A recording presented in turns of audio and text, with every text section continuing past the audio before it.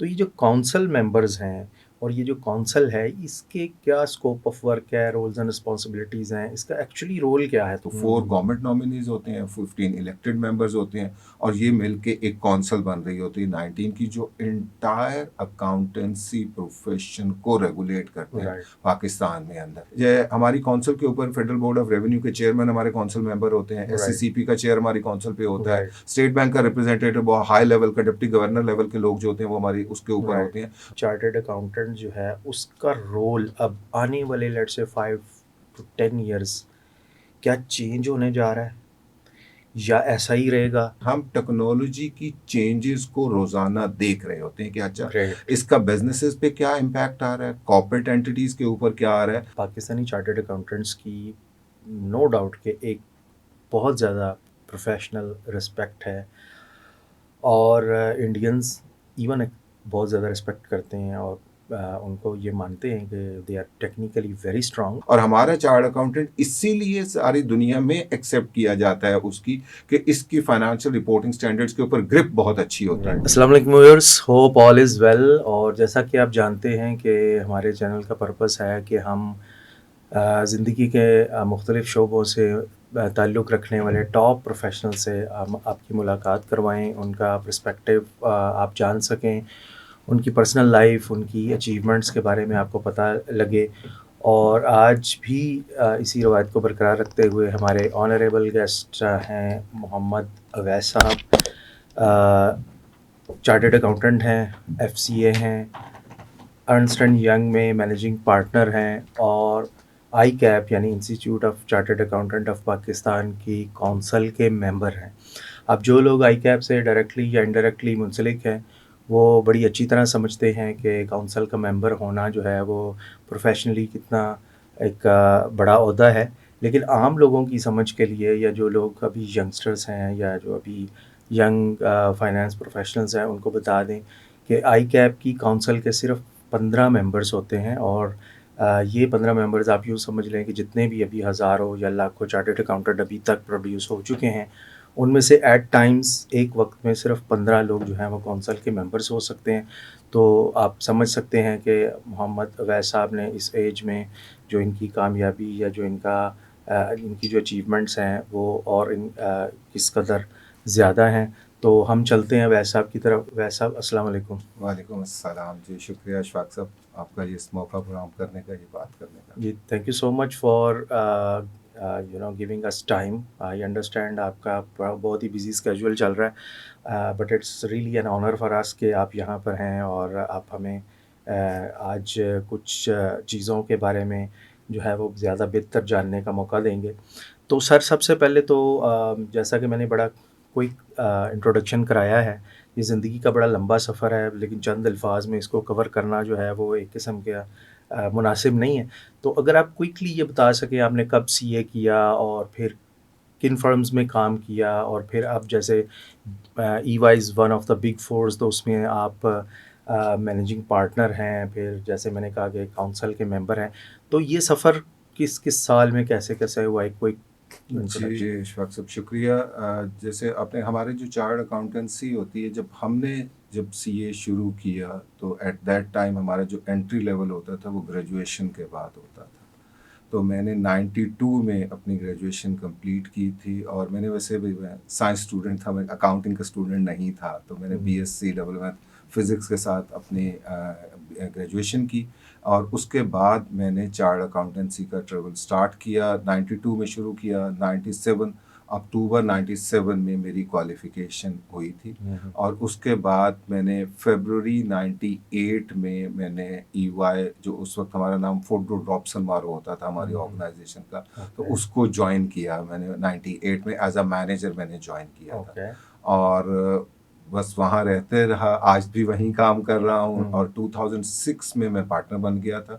Although it's a blessing, हमारी firm में normally जो लोग इवन रहते भी हैं तो 10-12 साल लग जाते थे। आई वाज लकी इनफ कि मुझे 8 साल के बाद पार्टनरशिप की वो मिल गई और फिर मैं बहुत जल्दी जो है बहुत अर्ली एज में मुझे ये कह लें कि अपॉर्चुनिटी मिली और अब मैं ऑफिस हेड कर रहा हूँ। लास्ट कोई 3 ईयर्स से मैं इस वक्त लाहौर ऑफिस भी हेड कर रहा हूँ, इस्लामाबाद की प्रैक्टिस को भी मैं देख रहा हूँ। तो ये ग्रेट, मेरा एरिया है जो वो चीज़ है। ग्रेट। मैंने इसके साथ साथ वैसे अकाउंटेंसी के साथ साथ, क्योंकि मेरा असल में interest from the day one जो था वो taxation side, physical laws, corporate laws हुँ, और इसकी तरफ बहुत ज़्यादा था और मैं अपनी प्रैक्टिस को भी इधर ही ज़्यादा वो फोकस कर रहा था। तो उसके साथ फिर मुझे एक टाइम पे फील हुआ कि अच्छा यार मुझे लॉ भी कर लेना चाहिए। हुँ, हुँ। तो मैंने वेरी नाइस, दरमियान में लॉ भी अपना ग्रेट। एलएलबी की क्वालिफिकेशन भी पंजाब यूनिवर्सिटी से वो ले ली थी, क्योंकि हुँ, हुँ, वो हुँ। चीज़ें के। तो अब मैं इस वक्त उस बेसिस के ऊपर लॉ और चार्ट अकाउंटेंसी दोनों के बेसिस के ऊपर वेरी जो है नाइस, वो अपनी वेरी प्रैक्टिस कर रहा हूँ, but I am a practising chart accountant. माशाल्लाह। तो ये जो लॉ का आपने कहा ये कॉर्पोरेट लॉ को आप मैनेज कर रहे हैं या जनरल लॉ जो नहीं, हम लोग क्योंकि जो ओनली कॉर्पोरेट लॉज जैसे कॉर्पोरेट? होते हैं या बिजनेस को समटाइम एडवाइजरी चाहिए होती है, हुँ, समटाइम कोई रिस्ट्रक्चरिंग वगैरह की कोई असाइनमेंट होती है, उसमें लॉज की इन्वॉल्वमेंट है, या राइट, इवन जो भी बिजनेसेस आ रहे होते हैं उसको जो बिजनेस लॉज से related right, like contractual obligations का राइट। कोई क्वेश्चन आ जाता है, लेबर लॉज का कोई क्वेश्चन आ जाता है जो हमारे बिजनेसेस से रिलेट कर रहा टैक्सेशन होता है, तो लॉ, उस कंपनी टैक्सेशन लॉज तो ऑर्डिनेंस ऑब्वियसली सिर्फ़ टैक्सेशन तो बेसिक मेरा राइट, है ही है, यानी मैं राइट। बेसिक जो प्रैक्टिस कर रहा हूँ वो टैक्स लॉज की कर रहा हुँ, हूँ हुँ। और कॉर्पोरेट लॉज की कर रहा हूँ। But in addition to that जो रिलेटेड हमारे कॉर्पोरेट से रिलेटेड लॉज होते हैं राइट, उनको भी हम देख रहे ग्रेट, ग्रेट।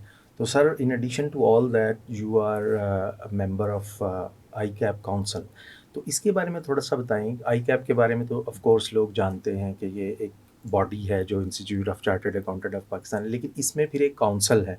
तो ये जो काउंसिल मेंबर्स हैं और ये जो काउंसिल है, इसके क्या स्कोप ऑफ वर्क है, रोल्स एंड रिस्पॉन्सिबिलिटीज़ हैं, इसका एक्चुअली रोल क्या है? थोड़ा-सा इसके बारे में प्लीज़ जी। बताइए। अच्छा, ये जो हमारे यहाँ जो इंस्टीट्यूट ऑफ चार्ट अकाउंटेंट्स है, ये एक लॉ के तहत यानी चार्ट अकाउंटेंट ऑर्डिनेंस है हमारा, जिसके अंडर ये 1971 का, जिसके तहत ये बॉडी बनी है। ये right, similarly cost and management है और चार्ट राइट, अकाउंटेंट, ये दो इंस्टीट्यूट हैं जो पाकिस्तान में बने हुए हैं। राइट, और चार्ट अकाउंटेंट्स का जो लॉ है उसके अंडर कुछ इलेक्टेड मेंबर्स होते हैं, जो हमारे जितने भी फर्टर्निटी के लोग हैं राइट, उसमें हमारे नॉर्थ और साउथ की कुछ डिवीजन्स हुई हैं जिसकी बेसिस के ऊपर लोग इलेक्ट होके जाते हैं। एंड देन गवर्नमेंट नॉमिनीज आते हैं, तो हुँ, 4 हुँ, गवर्नमेंट नॉमिनीज होते हैं, 15 इलेक्टेड मेंबर्स होते हैं और ये मिलके एक काउंसिल बन रही होती है 19 की, जो इंटायर अकाउंटेंसी प्रोफेशन को रेगुलेट करते हैं राइट, पाकिस्तान में अंदर। राइट, और इसके अंदर जो सबसे पहला जो आप रोल देख लें, तो जितनी भी चार्ट अकाउंटेंट फर्म्स होती हैं, मसलन I am practising as a chart accountant, right, तो मुझे लाइसेंस लेना है पहले। राइट, तो वो मुझे इंस्टीट्यूट ऑफ चार्ट अकाउंटेंट्स जो होगा वो प्रोवाइड करेगा लाइसेंस, जिसकी बेसिस पे मुझे परमिशन मिलेगी to practise as a chart accountant. तो राइट, ये फर्स्ट राइट, स्टेप आ गया। सिमिलरली हमारी जितने एग्जामिनेशंस होते हैं, यानी जो हुँ, हुँ, लोग क्वालिफाई करते हैं, उसकी एग्जामिनेशन भी इंस्टीट्यूट ऑफ चार्ट अकाउंटेंट्स ले रहा होता है। राइट, तो उसका भी पूरा जो पेपर सेटिंग, सारा हुँ, मैकेनिज्म, हुँ, पेपर्स होना, चेक होना, ये सब प्रोसेस जो है ये भी उसकी right, one of the core responsibilities. Right, core responsibilities is one, examination system, जिसके अंडर राइट, एग्जाम पास करके और लोगों ने चार्ट अकाउंटेंट बनना है। सेकेंडली उनके दरमियान उनको ट्रेनिंग प्रोवाइड करना और उस ट्रेनिंग को सारी को रेगुलेट करना।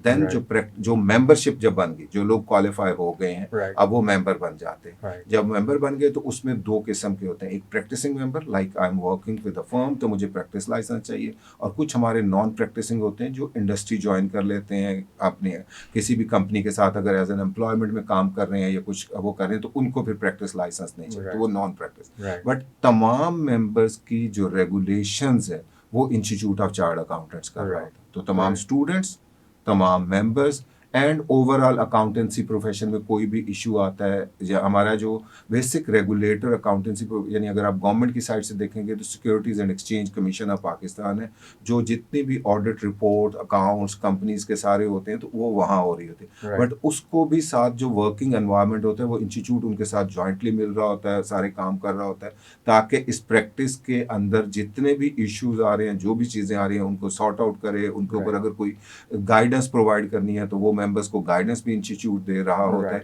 तो ये राइट, सारे फंक्शन जो है राइट, ओवरऑल राइट। बेसिस के ऊपर वो कर रहा है। तो इन शॉर्ट अगर हम लोगों की अंडरस्टैंडिंग के लिए बताएँ तो इन एडिशन टू जो काउंसिल का जो आईकैप के लिए सर्विसेज़ हैं, वो तो ये हैं कि उनकी करिकुलम सेटिंग, राइट? उनका जो मॉड्यूल जी। बनाना, जैसे हम देखते थे। सिलेबस समझ इससे हाँ, सिलेबस हम वर्ड यूज़ जैसे करते हैं हम कि एक ज़माने में देखते थे कि सीए स्ट्रेट 4 इयर्स का था, जी, फिर इंटर आ गया, जी। फिर हर हाँ, दफ़ा हाँ। कुछ ना कुछ चेंजेस आती रहती हैं।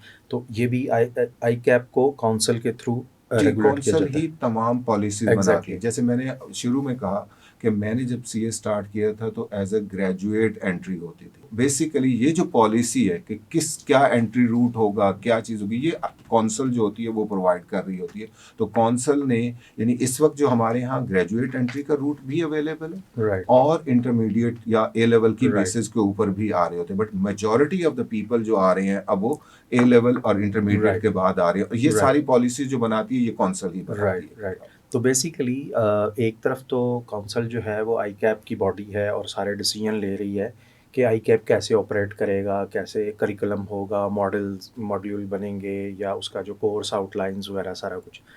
दूसरी तरफ जो गवर्नमेंट के इंस्टीट्यूशंस हैं जो कॉरपोरेट से रिलेटेड है, जैसे एसईसी है, सिक्योरिटी एंड एक्सचेंज कमीशन है, फिर आपके federal board of FBR revenue है, है, यस बिल्कुल, ये स्टेट बैंक है, ये ये हमारे सब तीनों भी के साथ आपसे इनपुट लेते हैं जब वो अपने लॉज में लेट से अमेंडमेंट करना चाह रहे हैं कि इसका स्कोप क्या होगा, इसके इम्पैक्ट क्या होगा, इसका प्रोसेस एंड प्रोसीजर्स क्या होगा। तो आई कैप बेसिकली इन बॉडीज़ को भी इन पैरेलल अपने इनपुट्स जो है वो फॉर्मली देता है, जी राइट? बिल्कुल, हमारी यानी हर एक की अपनी एक स्पेसिफाइड कमेटी होती है। इस वक्त मैं मसलन फिस्कल लॉज कमेटी है उसको चेयर कर रहा हूँ और राइट, फिस्कल लॉज कमेटी, अब बजट आ रहा है आपका, तो राइट, हमने तमाम बजट प्रपोजल्स बना के और फेडरल बोर्ड ऑफ रेवेन्यू को देते हैं। हम वहाँ पे जाके उनके साथ डिस्कस करते हैं कि क्या पॉलिसी होनी चाहिए, किस तरफ जाना चाहिए, वो सारी चीज़ें। तो राइट, प्रैक्टिकली हम यानी तमाम रेगुलेटर्स को ऑब्वियसली अपना इनपुट जो होता है राइट, हमारा ऑन द बेसिस ऑफ, क्योंकि हम बिजनेसेस को अंडरस्टैंड कर रहे हैं, हम कॉर्पोरेट के साथ हमारा रिलेशन है, बिजनेसेस के साथ रिलेशन है, तो हम वहाँ की बेसिस के ऊपर अपना इनपुट इकट्ठा करते हैं और उसके तमाम राइट, रेगुलेटर्स को वो प्रोवाइड कर रहे राइट, होते हैं। और वैसे भी हमारी काउंसिल के ऊपर फेडरल बोर्ड ऑफ रेवेन्यू के चेयरमैन हमारे काउंसिल मेंबर होते हैं, राइट, एससीसीपी का चेयर हमारी काउंसिल पे होता है, राइट, स्टेट बैंक का रिप्रेजेंटेटिव बहुत हाई लेवल का डिप्टी गवर्नर लेवल के लोग जो होते हैं वो हमारी उसके ऊपर राइट, होते हैं। तो राइट, बेसिकली उनके साथ तो हमारा इंटरेक्शन राइट, उस कौंसल लेवल के ऊपर भी हो रहा राइट। होता है। तो तो हमें जैसे शिकायत रहती है वैसे फ्रैंकली कि वो उन्हें हम कहते रहते हैं कि मीटिंग्स में आ जाया करें वो सारी चीज़ें, बट अच्छा, क्योंकि वो लोग भी काफ़ी अपने हाँ, मसरूफ होते हैं तो उनको ऑन द वहाँ अदर से एंड, निकलना जो होता है वो राइट, मुश्किल नज़र आ रहा होता है। तो ये एक चैलेंज होता है, बट हमारा ऑब्वियसली उनके साथ इंटरेक्शन हो जाता राइट। है। तो ये आपने बेसिकली जो आपकी काउंसिल के 4 मेंबर्स, राइट, गवर्नमेंट के एंड पे या होते हैं, जो कि basically they are actually supervising both hands, right? तो उसमें से 4 में से एक तो आपने कहा एफबीआर का हेड, जी, एफबीआर के हेड एसईसी, है, एससीसीपी के चेयरमैन हैं, एसएसपी के थर्डली चेयरमैन, हमारे डिप्टी गवर्नर स्टेट बैंक होते हैं, यानी ये बाय डेजिग्नेशन है राइट, कि जो भी पर्सन होगा वो राइट, हमारी या काउंसिल पे पर्सन कीप ऑटोमेटिक। चेंजिंग और बट एक हमारे बल्कि बहुत नॉमिनल, अब तो बड़े प्रोमिनेंट पॉलिटिशियन इसाक डार साहब हमारी काउंसिल के ऊपर गवर्नमेंट नॉमिनी के तौर पे बाय नेम राइट, अपॉइंट हुए हैं कि right, he will be the but member. He definitely, is also chartered accountant actually. Yeah, one of the basic reason ये भी हो सकती है क्योंकि वो चार्ट अकाउंटेंट है उस राइट, इंस्टीट्यूट के, पहले मेरे ख्याल इलेक्टेड बॉडी के भी किसी टाइम पे ऊपर मेंबर रहे हैं। So अच्छा, maybe अच्छा, अच्छा, on the basis of that he has been nominated as the perfect, government nominee. Perfect, great. तो सर ये तो एक बड़ा हेलीकॉप्टर व्यू हमने लिया है ओवरऑल इंस्टीट्यूट का। अब थोड़ा सा आते हैं लोगों के इंटरेस्ट की तरफ। तो सबसे पहले तो ये बताइए कि अब ये जो वर्ल्ड जिस तरह से चेंज हो रही है, टेक्नोलॉजी आ रही है और सॉफ्टवेयर डेवलपमेंट हो रही है, फिर रोबोटिक्स और I mean system based controls, ये सारी चीज़ें जिस तरह से तेज़ी से इम्प्लीमेंट हो रही हैं, तो आप क्या समझते हैं कि अब जो चार्टर्ड अकाउंटेंट है, चाहे वो पाकिस्तान का हो, इंडिया का हो या सीपीए अमेरिका से हो, ये ओवरऑल जो कैसे देख रहे हैं कि एक चार्टर्ड अकाउंटेंट जो है उसका रोल अब आने वाले लेट्स से 5 टू 10 इयर्स क्या चेंज होने जा रहा है या ऐसा ही रहेगा? और अगर चेंज होने जा रहा है तो आप क्या चेंज देख रहे हैं कि इसमें अब इनका काम क्या होगा? अच्छा, एक चीज़ मैं ज़रा इस क्वेश्चन पे आने से पहले एक चीज़ और भी बताना श्योर। चाहूँगा। देखें, जैसे काउंसिल की हम बात कर रहे थे, हुँ, मसलन मैं एग्जामिनेशन कमेटी के साथ भी काम कर रहा हूँ, एजुकेशन कमेटी के साथ हमारी कमेटीज़ बनी होती हैं। हुँ, हुँ। हम लोग इस वक्त यानी with the changing environment in order to address all these issues जिनकी आप बात कर रहे हैं, राइट हम अपने सिलेबसेस को कंटिन्यूअसली अपडेट करते हैं। राइट यानी हमारी हर 3 साल बाद हमारी एजुकेशन स्कीम चेंज हो जाती है। आईटी एंड आईटी थिंग्स हमारी उसके अंदर आ रही होती है। एक Right. चीज़ और बड़ी इंपॉर्टेंट आपको हाईलाइट करूं कि शायद ये पाकिस्तान का मेरा ख्याल है प्रोफेशनल बॉडीज़ में वाहिद होगा इंस्टीट्यूट, हमारे फाइनल लेवल के ऊपर इस वक्त तकरीबन तमाम पेपर्स ओपन बुक पेपर होते हैं। हम उन्हें कहते हैं कि अपनी बुक साथ रख के पेपर सॉल्व करें। ग्रेट सो हमारा पेपर का या टेस्टिंग मैकेनिज्म जो है वो बड़ा ही प्रैक्टिकल अप्रोच का होता है, Concept based. प्रॉब्लम सॉल्विंग की Concept तरफ हम based. लेके आते हैं। Right. अब हम इवन हमारे फाइनल के स्टूडेंट्स, अगर कोई आदमी सऊदीया बैठे, क्योंकि बाज़ ना हमारे पेपर लेट भी हो जाते हैं फ्रेंकली, Right. लोग प्रोफेशन जॉब शुरू कर लेते हैं, कोई कहीं बैठा है तो उसको पाकिस्तान आके ट्रेवल नहीं कर सकता, वो अपने घर में बैठ के कनेक्ट करके और आईटी के ऊपर अपना Right. पेपर पूरा सॉल्व Right. कर सकता है। Right. तो we are the first institute जो ये पूरी फैसिलिटीज जो है वो Great. प्रोवाइड कर रहा है। Perfect. तो ये टेक्नोलॉजी, अब मैं इस तरफ आना चाह रहा हूँ जिस तरफ आप आए कि हम टेक्नोलॉजी की चेंजेस को रोजाना देख रहे होते हैं कि अच्छा Great. इसका बिजनेसेस पे क्या इम्पैक्ट आ रहा है, कॉर्पोरेट एंटिटीज के ऊपर क्या आ रहा है। यानी आई एम विटनेसिंग के पहले अगर आप देखें तो एक एंटिटी के अंदर वो अगर कोई बेसिक एंट्री होती थी, डेटा एंट्री होती थी, तो वो अकाउंटेंट बैठा कर रहा होता था, या अगर इवन सीएफओ होता था तो वो अकाउंट्स बना रहा होता था, वो Right. Financial state. आज ये चीजें कोई नहीं कर रहा, Right. आज ये सिस्टम्स कर रहे हैं। Right. तो अकाउंटेंट्स ने भी अपनी पोजीशन चेंज कर ली। अब True. हम लोग जो है, अब हम इम्प्लीमेंटेशन और इनोवेशन की तरफ आ रहे होते हैं कि क्या चीजें हो सकती हैं। डिसीजन मेकिंग की तरफ हमारे जो Exactly. अकाउंटेंट्स हैं वो ज्यादा जो हम ट्रेन करते हैं वो डिसीजन मेकिंग एबिलिटीज उनकी Right. कर रहे होते हैं, Right. यानी मैनेजमेंट स्किल्स उनके अंदर डेवलप कर Right. रहे होते हैं कि वो उस एंगल से बिजनेसेस को मैनेज कर सकें। Right. हम उनको आज ये भी समझ, पहले ये समझा जाता था कि यार ये जो अकाउंटेंट होता था, ये शुरू में तो अगर आप पुराने जरा चले जाएं आज से कोई 30-40 साल पहले, तो वो मुंशी का वर्ड एक यूज होता था कि जी ये मुंशी साहब है, ये सारा हिसाब किताब रखते हैं। आज जो सीएफओ है वो बिजनेस पार्टनर है, वो मुंशी नहीं है, वो बिजनेस की डिसीजन मेकिंग के अंदर पार्टिसिपेट कर रहा है। वो बताएगा कि आज अगर नई प्रोडक्ट अगर लॉन्च करेंगे तो उसकी कॉस्टिंग किस तरह होनी चाहिए, उसकी सेल किस तरह होनी चाहिए, उसको किस तरह लेके आएंगे तो ये बिजनेस प्रॉफिटेबल होगा, अगर बिजनेस के अंदर प्रॉब्लम आ रहे हैं तो वो कैसे हैंडल करेगा। तो वो उसकी बिजनेस की जो स्किल्स हैं उसको हमारे यानी हमारे इंस्टीट्यूट ने उसको सिलेबस में भी बिल्ट इन किया, उसको एग्जामिनेशन में भी बिल्ट इन किया। हम बाकायदा केस स्टडीज बना के उनको देते हैं और की वो टेस्टिंग कर रहे होते हैं। Right. तो बेसिकली वो स्किल डेवलप कर रहे होते हैं कि कोई भी प्रैक्टिकल प्रॉब्लम जो बिजनेसेस को डे टू डे आते हैं उनको आपने कैसे जाके सॉल्व करना है। तो वो चीज़ है। तो Right. ये जाहिर है टेक्नोलॉजी तो एक फ्रेंकली एक हम इसको पॉजिटिव वे में लेते हैं कि yes, now we are not doing any clerical job, we are not clerks or we are accountants, rather now we are a business partner और हम उसके अंदर जाके जो है वो सारा रोल प्ले कर रहे हैं। Perfect perfect. अच्छा सर, इसमें ये बताएं कि जब आप सारी ये स्टडी करते हैं और जो चेंजेस आ रही हैं, ग्लोबल चेंजेस आ रही हैं, तो उस पर आप मॉडिफिकेशंस करते हैं टूवर्ड्स करिकुलम या टूवर्ड्स मॉड्यूल्स, और जिस तरह से कि 2 साल का कर दें, 3 साल का कर दें, 4 साल का कर दें, आर्टिकलशिप 3 साल की कर दें, पहले 4 साल की थी, या इस तरह से। तो आप इसमें ये भी कंसिडर करते हैं कि यार where the Indian CA curriculum is going, CPA is going, या यूके का, तो ग्लोबल पर्सपेक्टिव भी आप कंसिडर करते हैं कि यार वो जो चार्टर्ड अकाउंटेंट्स प्रोड्यूस कर रहे हैं या उनका जो मॉड्यूल है वो किधर जा रहा है, तो इसको भी आप कंसिडर करते हैं ग्लोबल पर्सपेक्टिव को? बिल्कुल। हम हमारी जब भी सिलेबस बन रहा होता है, जो भी हम पूरी मैपिंग करते हैं। Right. हम I can frankly proudly say our chartered accountants are much better than Indian chartered accountants. For sure.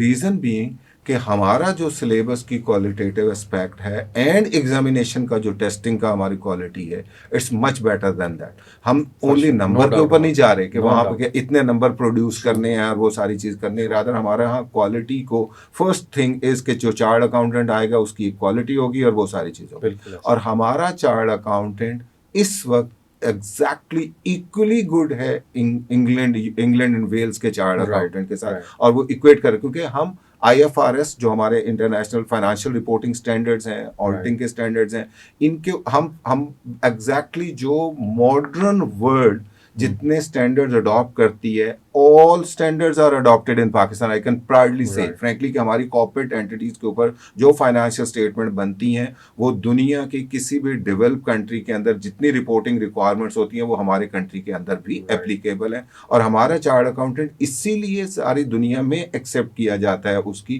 कि इसकी फाइनेंशियल रिपोर्टिंग स्टैंडर्ड्स के ऊपर ग्रिप बहुत अच्छी होती है, Right. क्योंकि हमारा वो एजुकेशन Right. सिस्टम, हमारा प्रैक्टिकल ट्रेनिंग सिस्टम, ये सारों के अंदर वो इतना ग्रूम हो जाता है Right. कि उसकी जो डिमांड होती है वो पूरी दुनिया के अंदर। और मैं Right. अभी रिसेंटली बताऊं, आज तो यकीन करेंगे कि हमें पाकिस्तान में अच्छे अकाउंटेंट नहीं मिलते, क्योंकि पूरी वर्ल्ड के अंदर उनकी मूवमेंट, क्योंकि डिमांड शायद वर्ल्ड के अंदर एकदम अकाउंटेंट्स की बढ़ी है। और इस वक्त हमें फील होता है कि पाकिस्तान में रिसोर्स जो है रिटेन करना इज अ बिग चैलेंज, क्योंकि वो पूरी दुनिया में उसके वो जा रही होती है। यानी इवन यूरोप, यानी मैं कई कंट्रीज के अंदर हमारे कुलीग जा रहे होते हैं तो मैं कहता हूँ यार यहाँ तो लैंग्वेज बैरियर है, यहाँ ये चीज़ें, लेकिन क्योंकि हमारी जबान तो अकाउंटेंसी है, हमारी जबान तो रिपोर्टिंग स्टैंडर्ड है, और वो पूरी वो जहां जहां वो स्टैंडर्ड हो रही है तो वो इंग्लिश की बेसिस के ऊपर वो सारी वो जहां वहां पे अडॉप्ट हो रही है। तो ये मूवमेंट, इक्विवेलेंस, एप्लीकेबिलिटी, ऑब्वियसली हर जगह के ऊपर एक्सेप्टेबिलिटी है हमारे अकाउंटेंट्स। ग्रेट।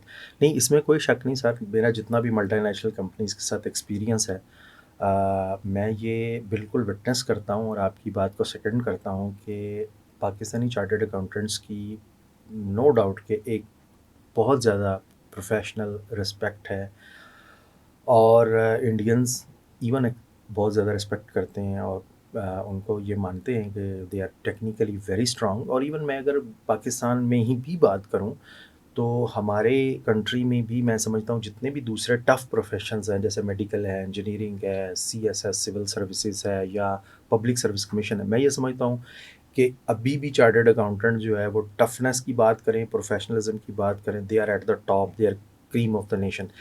लेकिन इसी से और इसमें कोई शक नहीं कि जैसे लोकल गैप हो, यूएस गैप हो, आईएफआरएस हो, जितनी अंडरस्टैंडिंग उनकी होती है ना, बाकी सब लोग कहीं ना कहीं आकर खामोश हो जाते हैं कि यार, and they are very focused, to be very very straightforward, focused to the point, बहुत लंबी बात भी नहीं करेंगे, उसको स्टोरी नहीं बनाएंगे, everything will be very data based, उसके पीछे डाटा पॉइंट्स होंगे, for sure that is there. But एक चीज़ जो मैंने फील की है, जहाँ पे मेरा ख्याल है कि पाकिस्तानीज़ ओवरऑल इन जनरल, चाहे वो आई कैप से आएँ, सीए बैकग्राउंड से आएँ, या एसीएमए से आएँ, या मैनेजमेंट साइंसेज से आएँ, जहाँ हम स्ट्रगल कर रहे हैं ना, वो ये है कि Pakistanis are very good to reach to middle management और little bit upper middle management, और वहाँ तक उनको हर तरह की टफ जॉब दी जाती है, बट समहाउ वो इससे ऊपर नहीं जा पाते। अब यहाँ पर मेरा ख्याल है कि जैसे अभी आपने ख़ुद भी कहा कि करिकुलम को, और जिस तरह से आप सीए के जो डिज़ाइन कर रहे हैं कोर्सेज़ वगैरह, उसमें I think Aahista Aahista management sciences का रोल जो है वो बढ़ता जा रहा है, राइट? तो मुझे जो एक चीज़ समझ आती है इन जनरल, जो मैंने देखा कि जब हमारी डिनर्स होते थे, वर्किंग डिनर्स कह लें, या जो meetings out of the room, जो आप the out of the working जो नहीं आवर्स, तो उसमें देखता था कि जो मैनेजमेंट साइंसेस से लोग आते हैं, they are more colourful, they are more courageous. आप उसे कह लें कि अगर कोई गेम हो रही होगी, दे विल पार्टिसिपेट, अगर कोई लतीफ़ा सुनाना है तो वो भी सुनाएंगे, फ़न भी करेंगे। तो चार्टर्ड अकाउंटेंट कम्युनिटी में फ़ील करता हूँ कि एक तो थोड़ी सी अपनी क्लास के अंदर बहुत ज़्यादा, क्योंकि स्ट्रीट स्मार्ट होने के लिए तो फिर आपको हर कुछ करना पड़ता है। तो क्या इसकी वजह ये तो नहीं है कि हम सीए के वो जो बेचारे के 4-5 साल जो जवानी के होते हैं, वो इतना टफ टाइम उसको देते हैं कि वो जो ज़िंदगी के दूसरे सारे कलर्स होते हैं, अब आप देखें दुनिया में, और ये सिर्फ सीए पाकिस्तान का इशू नहीं है, दुनिया में जो टॉप प्रोफेशनल्स आ रहे हैं वो ज़्यादातर मैनेजमेंट साइंसेस से आ रहे हैं। तो एक तो ये कि ये मेरी बात या ऑब्जर्वेशन ठीक है, एक तो मैं आपसे इस पे कमेंट चाहता हूँ, और दूसरा ये कि क्या हमारा जो इतना बड़ा अच्छा इंस्टीट्यूट है, क्या यही कोई और इंस्टीट्यूट डेवलप नहीं कर सकता मैनेजमेंट साइंसेस से रिलेटेड के इस चीज़ का सोल्यूशन लिया जाए? पहली बात ये है कि your observation is correct, so I am with you man. अच्छा, इसमें हम लोग ज़ाहिर है पहली, यानी इसका बेसिक प्रॉब्लम भी क्या है जो हमने अपने इंस्टीट्यूट में भी हम ये डिस्कस करते हैं, और ये चीज़ है कि हमारे लोग एक सर्टन पोजीशन पे जाके उससे ऊपर नहीं जा रहे होते। मतलब director finance is majority of the people जो है वो डायरेक्टर फाइनेंस, सीएफओज की पोजीशन को होल्ड करते हैं, और अब टॉप पोजीशन जो पाकिस्तान में अब कुछ पोजीशंस के ऊपर टॉप के ऊपर वैसे पाकिस्तानी चार्ट अकाउंटेंट्स आ रहे हैं, और वो कौन आ रहे हैं। अच्छा, हम उसको भी फिर सर्च करते हैं कि अच्छा यार ये मसलन 100 बंदों में से 2 बंदे जा रहे हैं या 4 लोग जा रहे हैं, तो उनकी क्या एक्स्ट्रा ऑर्डिनरी स्किल्स थी जिसकी बेसिस के ऊपर गए। हमारा जो इंस्टीट्यूट में एक चीज़ जो हम देखते थे कि हम लैक कर रहे हैं, वो प्रेजेंटेशन स्किल्स का इशू था। That was the major. हमारे राइट लोग टेक्निकली आर द बेस्ट, यानी राइट मैं I can use, it's not the right good, rather they are the best.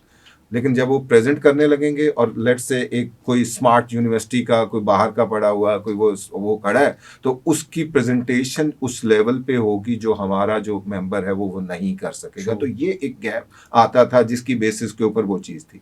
तो हमने इसको रियलाइज करते हुए, अच्छा एक चीज़ और भी मैं आपको ऐड कर दूं, हमारे मसलन अब हमने एक और भी एंट्री प्रोग्राम हमने लिया हुआ है, जो हमने एक बड़ा स्मार्टली उस प्रोग्राम को डिज़ाइन किया कि जिसमें हम लर्म्स एंड आईबीए ग्रेजुएट्स को इनटेक में ले रहे हैं और उनको स्पीड अप करके उनके लिए ट्रेनिंग पीरियड भी कम कर दिया, उनको सारी इंटर लेवल तक की एग्जाम्शंस भी दिए हैं, और उनको हमने कहा कि डायरेक्टली आप फाइनल के पेपर देंगे और मेंबर बनेंगे। वेरी अब नाइस ये वो लोग हैं जो यूनिवर्सिटी से ग्रूम होके आए हैं, और ये वो दोनों ऑब्वियसली आप पाकिस्तान की तो इन दोनों यूनिवर्सिटीज को आप जानते होंगे कि हाँ ये हाँ दोनों नाम वो हैं जिनको वो है, लेकिन अदर यूनिवर्सिटीज के लोगों को भी हम अट्रैक्ट कर रहे हैं और हम उन्हें कह रहे हैं कि आप आए। एग्जाम्शन हर एक की अपनी अपनी है, राइट इन दोनों के लिए हमने जरा ज्यादा बेंच मार्किंग रखी है, बाकियों के लिए जरा कंपैरेटिवली कम है, राइट लेकिन हमने ये फील किया कि हाँ, जो यूनिवर्सिटी के रूट से एक बच्चा ग्रूम होके आएगा एंड देन उसके अंदर हम अपनी तमाम नॉलेज बेस जो है वो उसको इनकलकेट कर देते हैं और वो उसमें मिक्सचर बन जाता है, तो this will be the best product right जिसके अंदर दोनों स्किल्स आ जाएंगी। प्रेजेंटेशन स्किल, वो यूनिवर्सिटी में 4 साल वो सारे काम सीख के आ गया, सारी चीज होगी। यानी हम जिस टाइम पे गए, we miss the university component. Right तो हमने राइट किसी, क्योंकि इंस्टीट्यूट ऑफ चार्ट अकाउंटेंट्स में फ्रेंकली जो एजुकेशन प्रोवाइड की, हम राइट एक्चुअली हैं examining body number right 1। So we can not provide education. हम करिकुलम देंगे, हम एग्जामिनेशन देंगे, राइट हम राइट यूनिवर्सिटी नहीं दे सकते। राइट और यूनिवर्सिटी का हमारे पास चार्टर नहीं है, यानी हमारे यहाँ अब ये भी एक डिबेट चल रही है कि हम क्यों नहीं अपनी यूनिवर्सिटी का एक चार्टर लेते और यस उसके ऊपर जाएं। एग्जैक्टली तो इसके ऊपर भी हमारी एक डिस्कशंस हो रही है। एग्जैक्टली बट वो जो कंपोनेंट है वो अभी हम बाहर की यूनिवर्सिटीज़ के साथ फिल कर रहे हैं, एक ये काम किया राइट हमने। सेकेंडली, हमने अपने मेंबर्स के लिए एक टोस्ट मास्टर, एक पूरी वर्ल्ड में एक ऑर्गेनाइजेशन है जो प्रेजेंटेशन स्किल्स के ऊपर काम करती है, तो हमने अपने मेंबर्स के लिए हमने इंस्टीट्यूट में एक टोस्ट मास्टर का क्लब बनाया हुआ है। राइट हमारे कराची, लाहौर, इस्लामाबाद, फैसलाबाद, मुल्तान, हर जगह पे एक एक राइट क्लब बन गया, राइट और हमने अपने मेंबर्स के लिए वहाँ जो फैसिलिटीज इंस्टीट्यूट प्रोवाइड कर सकता था वो कर दी कि राइट जी आप आए यहाँ पे आके अपनी जो पर्सनल ग्रूमिंग वो है। राइट इसी तरह हम नए मेंबर्स जितने बनते हैं उनके लिए हम पर्सनल ग्रूमिंग प्रोग्राम्स करने शुरू कर दिए। ट्रू तो हमने मुख्तलिफ चैनल से मुख्तलिफ चीज़ों से इनको एड्रेस करना शुरू किया है।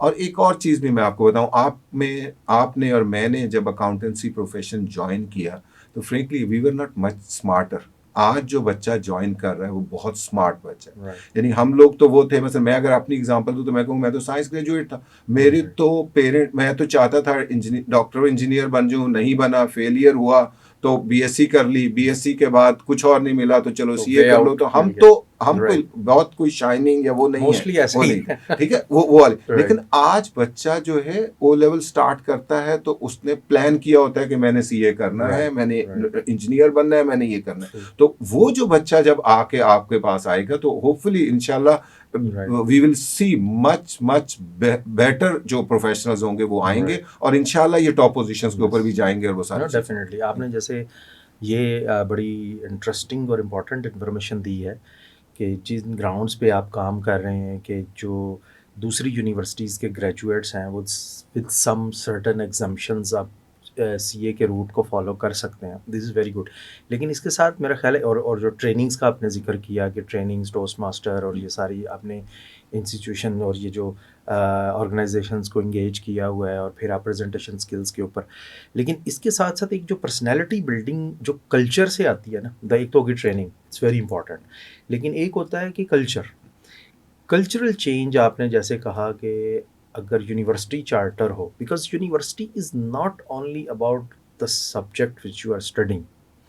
आप अगर इवन कोई नावल्स पढ़ें या आप कोई अफ़साना पढ़ें या आप इंसान की जो दूसरी उसकी एस्थेटिक सेंस है, तो आप अगर गौर करते हैं तो यूनिवर्सिटी का दौर एक बड़ा एक आप यूँ समझ लें कि उसकी एक बैकग्राउंड होता है हर इमोशन के लिहाज से। और ये जो स्पेशल टाइम होता है जब आप यूँ समझ लें फ्रॉम 20 टू 25 ईयर्स का जो टाइम होता है, इसमें इंसान बहुत सारी चीज़ों को परसीव कर रहा होता है। तो आई थिंक आपने ये भी एक बड़ा इंपॉर्टेंट पॉइंट बताया, क्योंकि ये एग्जामिनेशन बॉडी है और यूजुअली बिल्डिंग भी अगर आप देखें, लेकिन आप जब किसी बड़े इदारे में जाते हैं, इवन पंजाब यूनिवर्सिटी है, तो मे बी आई कैप के लोग सोचते होंगे यार यहाँ पे एम ए हिस्ट्री हो रहा है, M A I R department बना हुआ है, इसमें एम एजुकेशन हो रहा है, ये कोई सब्जेक्ट्स हैं। लेकिन अगर आप उस एनवायरनमेंट को देखें, जब आप उसमें जाते हैं, जब अपनी गाड़ी पार्क करते हैं, when you look at the gardens, और वो जो एक रोमांस है, और वो जो स्टेयर्स हैं, वो जो क्लासरूम्स हैं, ये मेरा ख्याल इंसान की उस पर्सनैलिटी बिल्डिंग में बड़ा अहम रोल प्ले करता है। तो ये भी आई थिंक एक कल्चरल चेंज में एक बहुत बड़ा स्टेप होगा कि ये लोग भी उसी तरह अपनी स्टूडेंट लाइफ को एंजॉय कर सकें जिस तरह दूसरे, क्योंकि मैं खुद अपनी मेरी फैमिली में कुछ अब बच्चे सीए कर रहे हैं, मैं देखता हूँ कि उनकी निस्बत जो नहीं कर रहे ना, वो ऐसे लगता है कि बड़े फ्रेश हैं, और वो जो बेचारे लगे हुए हैं, वो इवन मेरा बेटा मेडिकल कर रहा है इन रियाद, तो वो बहुत टफ बिल्कुल है, प्रोसेस से गुजर रहा है, बट उनकी एनवायरनमेंट वाकई उससे भी ज़्यादा जो है ना ये लोग हैं। लेकिन इसको एक चीज़ और भी देखें आप, देखें असल में एक और बड़ा चैलेंज आ रहा है, ये नई, अच्छा ये हमारे वाली जनरेशन में शायद इतना नहीं था, नई जनरेशन में ज़्यादा आ रहा है। नई जनरेशन बहुत क्विक रिजल्ट मांगती है, वो टाइमिंग, वो हमारे जितना, मतलब मैंने 5 इयर्स की आर्टिकलशिप की है, मैं बीएससी था, मेरे 92 से 97 तक मेरे आर्टिकल चल रहे थे, तो मैं एक वो कर रहा था।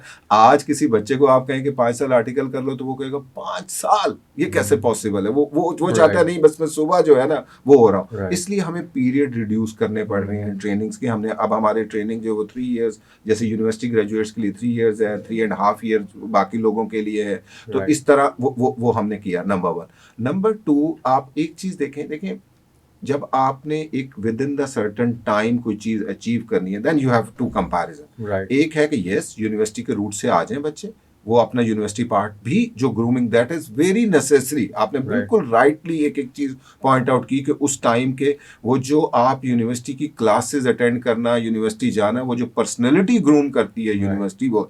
लेकिन दूसरी तरफ हम लोग क्या अपॉर्चुनिटी दे रहे हैं कि हमारे पास आप देखें जरा, एक इंटरमीडिएट करके बच्चा आया, उसने 2 इयर्स के अंदर कैफ हमारे एक हाफ वे होता है, वो उसको एग्जामिनेशन पास करके उसने सीधा एक फॉर्म के अंदर लैंड किया। फर्म ने उसको एक एंटिटी के ऑडिट के ऊपर भेज दिया ना, उसको जो अपॉर्चुनिटी मिली है उस बिजनेस को देखने की, किस एज के अंदर बैठा है वो। आप जरा एज गौर करें कि उस एज के अंदर उसने बिजनेसेस को देखना शुरू कर दिया, और वो चीज हुई। ठीक है, उसने वो जो लाइफ यूनिवर्सिटी की मिस की, बट उसने टॉप लेवल प्रोफेशनल्स के साथ बैठना शुरू कर दिया, उसने उनके साथ बैठ के काम करना शुरू कर दिया, बिजनेसेस को अंदर से बैठ के देखना शुरू कर दिया। तो वो ठीक है, वो बात कि वो हो सकता है कि वो बहुत सारी जो उसकी सोशल उसकी होंगी वो नहीं होगी, लेकिन वो अपने फील्ड में बहुत एक्सपर्ट हो जाएगा, और वो सारी उसका अपना कॉन्फिडेंस, अपनी चीजें जो कि वो बिल्ट इन होगी। तो हम इसीलिए कह रहे हैं कि okay, one want to come from the university route, it's the best, आ जाए। एक आदमी कहता है नहीं मैंने तो जल्दी करना है, मैंने तो सुबह पैसे कमाने हैं, मसलन वो सारी चीज़। हमारे सीए का एक्चुअली जो फ्रेंकली मसलन ये हमेशा से एक ट्रेडिशन भी रही कि लोगों को लगता है कि यार ये कमाते बहुत है, मसलन वो सारी चीज़ होती है, तो वो लोगों को वो जो चीज़ होती है ना, वो बहुत बच्चों को बहुत अट्रैक्ट करती है ना, कि यार हाँ मैंने इस टाइम पे आना है और इस टाइम पे मेरी जॉब स्टार्ट हो जाएगी और ठक ठक करके मैं पैसे कमाने शुरू कर दूँ। तो ये जो चीज़ होती है, ये फिर वो टाइम शॉर्ट करने के लिए वो चीज़ है। अदरवाइज तो ऑब्वियसली यूनिवर्सिटी वाला रूट है, और उसमें नो डाउट एट ऑल कि वो पर्सनैलिटी ग्रूमिंग और वो सारी चीज़ों के लिए one of the best thing है। लेकिन इंस्टीट्यूट को खुद क्योंकि एजुकेशन में डायरेक्टली नहीं आ सकता कंफ्लिक्ट, क्योंकि हम एग्जामिनेशन, वी आर लाइक, जैसे एचईसी का अपना एक रोल है जो यूनिवर्सिटीज़ को वो कंट्रोल कर रहा होता, तो हमारा रोल जो है वो एग्जामिनेशन की हद तक होता है। अगर हमारी यूनिवर्सिटी बनेगी भी तो सेपरेट ट्रस्ट के अंडर बनेगी, यानी which we frankly wish we all council in the discuss this, also debate this, क्योंकि उसके लिए ज़ाहिर एक बड़ा इंफ्रास्ट्रक्चर भी चाहिए, रिसोर्सेज भी बहुत चाहिए, तो उसके लिए हम सोचते हैं। लेकिन क्योंकि हमारा अभी यही, क्योंकि हमारा अपना फोकस एरिया बहुत बड़ा है, हमें काम बहुत ज़्यादा करना पड़ रहा होता है, तो जिसकी वजह से आप ये कह लें कि उतनी उसको प्रायोरिटी नहीं मिली उस सारे की चीज़। लेकिन पाकिस्तान के अंदर आई कैन से इस वक्त बेस्ट यूनिवर्सिटीज़ की जितनी शॉर्टेज है, मैं यूनिवर्सिटीज़ की शॉर्टेज नहीं कह रहा, For मैं sure. इसलिए बेस्ट यूनिवर्सिटी,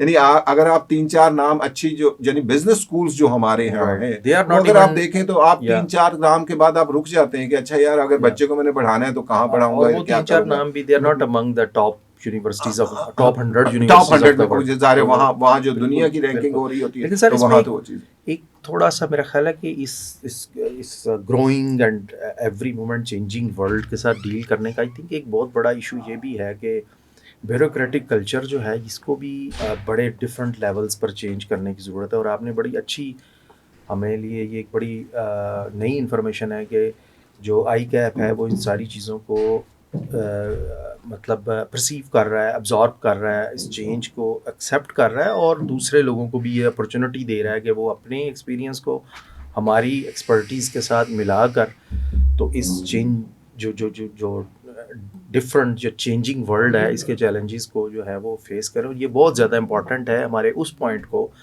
पे जो हम बात कर रहे थे कि पाकिस्तानी मिडिल मैनेजमेंट से ऊपर जो है वो क्यों नहीं जा पा रहे। I think this is how we together we can work you know नहीं, दिस इंशाल्लाह इशू आप आउट। पिछले 10 सालों के अगर आप नंबर उठाएं कि जो चार्ट अकाउंटेंट्स बाहर गए हैं, ये राइट फ्रेंकली बहुत स्मार्ट, क्योंकि हमारी तो फर्म से भी जा रहे हैं, मेरे कुलीग जो दोस्त दूसरी फर्म्स के अंदर है, हम राइट वहाँ भी देख रहे हैं कि वहाँ से जो भी अच्छा स्टूडेंट है, जो अच्छा फ्रेश क्वालिफाइड होता है, उसको बाहर जो अब, और ये लोग जिस एज में बाहर चले गए हैं, right I am very confident कि ये लोग जो होंगे वो टॉप पोजीशंस के राइट ऊपर भी पहुंचेंगे, और इंशाल्लाह ये पाकिस्तान के लिए भी बेहतर होगा, ये हमारे overall image building of the right institute भी राइट बहुत बेहतर होगा। तो ये तो फ्यूचर के लिए भी बहुत, यानी जो हमारे बिल्कुल नए लोग जो एंटर होना चाहते हैं उनके लिए भी एक बहुत अच्छी राइट एग्जांपल्स राइट हैं कि ये राइट। सारी चीज़ें और तो आई हो रही थिंक हैं। ये एक मतलब मैसेज में आपकी, बल्कि ये चूँकि आपने बहुत ज़्यादा इसको अच्छे तरीके से एक्सप्लेन किया और वो बातें अनफोल्ड की जिससे शायद हम इतना ज़्यादा, ये जस्ट एक क्वेश्चन था हमारे जहन में कि आपने जो पिन पॉइंट बात की वो है प्रेजेंटेशन स्किल। अब presentation is not only about presenting the numbers on the slide, right? Presentation is about how you talk, how you convince, how you showcase yourself, what are you wearing, right? आपको उस latest fashion का पता है, आपने उस presentation में जिस level के लोगों के सामने आप बैठे हैं आपने उनकी कौन सी घड़ी पहनी है। To be very honest, this is how you sell your self, right? तो और फिर ये है कि अगर उसमें कहीं पे आपको किसी जगह पे कोई मजाक भी करना पड़े, लाइटर मूड, लोगों को थोड़ा सा कूल डाउन करना पड़े, तो भी बिकॉज हर चीज़ दुनिया में अब ब्रांडिंग के कॉन्सेप्ट में आ रही है, तो इंसानों के भी ब्रांड्स हैं, अब आपकी अपना भी ब्रांड है, फिर अपनी कंपनी का ब्रांड है, तो आप हर वक्त कुछ ना कुछ सेल कर रहे होते हैं। आपके इंटरनल कस्टमर्स होते हैं, आपके एक्सटर्नल कस्टमर्स होते हैं, इवन आप विद इन ऑर्गेनाइजेशन आप अपने कस्टमर्स जो इंटरनल है उनके साथ इंटरेक्ट करते हो। Every time you are in a position where you are presenting your self.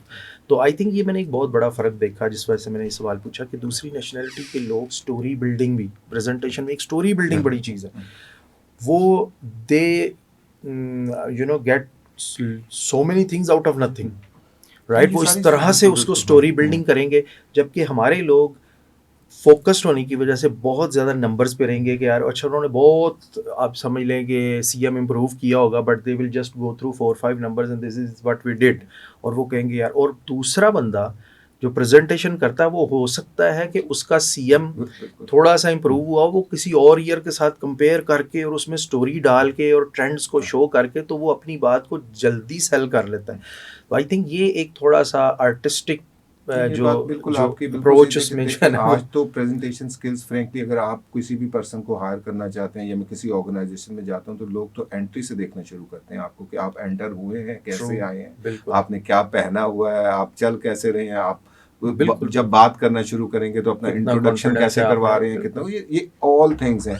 And then obviously जब आप कोई भी केस प्रेजेंट कर रहे हैं तो वो कितना, क्योंकि अब ट्रेंड ये आ रहा है कि ओके मसलन मुझे जितना मर्जी नॉलेज हो, अगर मैं आपको आपकी जबान में एक चीज नहीं समझा सकता कि आप जो समझना चाहते हैं, मुझे बिल्कुल मेरा बिल्कुल नॉलेज इररिलेवेंट हो जाता है। यानी मैं अगर डिफिकल्ट टर्म्स बोल के और सारी चीजें बोल के मैं कहूँ कि आपको साबित करने की कोशिश करूँ कि मुझे तो बहुत कुछ आता है, लेकिन मैं वो ट्रू, कोई भी टर्म आपको समझ नहीं आई तो मेरी बिल्कुल प्रेजेंटेशन जीरो है। आप बिल्कुल मुझे रेट आप कर रहे हैं तो मुझे आपके लेवल के ऊपर आना है, आपको आपके लेवल पे आके सारी वेरी चीज ट्रू, समझानी है कि वो कैसे होना है। वेरी तो यस, ये वो जैसे मैंने आपको बताया कि टोस्ट मास्टर के अंदर भी हम ये कुछ उसके ऊपर ऊपर एफर्ट कर रहे हैं, जी, ये बिल्कुल। चीज़ है, आइडेंटिफाइड है and we are continuously working on that. Right. और ये कुछ नए लोगों में फ्रेंकली मैंने ये भी देखा कि हमारी जो न्यू जनरेशन आ रही है, वो शायद पैदा ही एक तो वो टेक्नोलॉजी के ईरा में हुई एग्ज़ैक्टली, है, तो वो ग्लोबलाइज़ेशन लोग कल्चर। जो हैं वो इन चीज़ों के ऊपर फ्रॉम द डे वन वो हमारे से बहुत स्मार्ट हैं। राइट। तो मैं तो उस इस वजह से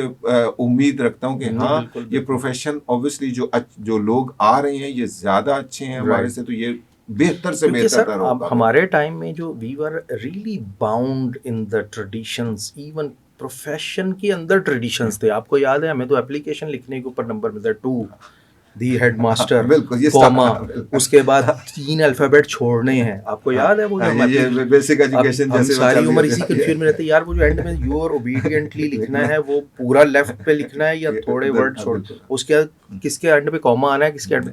तो अब तो अमेरिकन्स ने ये प्रॉब्लम काफ़ी हद तक सॉल्व कर दिया। थैंक्स वो लोग TNX लिख रहे हैं, बिल्कुल अब तो स्लैग हाँ, इंग्लिश चल बहुत वो रही चीज़ हो है, रही है ऐसा। और कोई ज़रूरत नहीं है डियर वगैरह लिखने की, आप हाय लिखें, बात शुरू कर दें। मतलब they have made it so open. तो आई थिंक अब प्रेजेंटेशन स्किल का दायरा कार और ब्रॉडन हो गया है, from a very subjective to objective, कि आपका ऑब्जेक्ट क्या है, you have to meet that objective, you do whatever you want to do. तो ये सर बड़ा हमने इस पे टाइम इसलिए लगाया कि मुझे इस बात की खुशी है कि आप खुद ऑलरेडी इस पर ना सिर्फ इसको फील करते बल्कि इस पे आपका इदारा काम कर रहा है।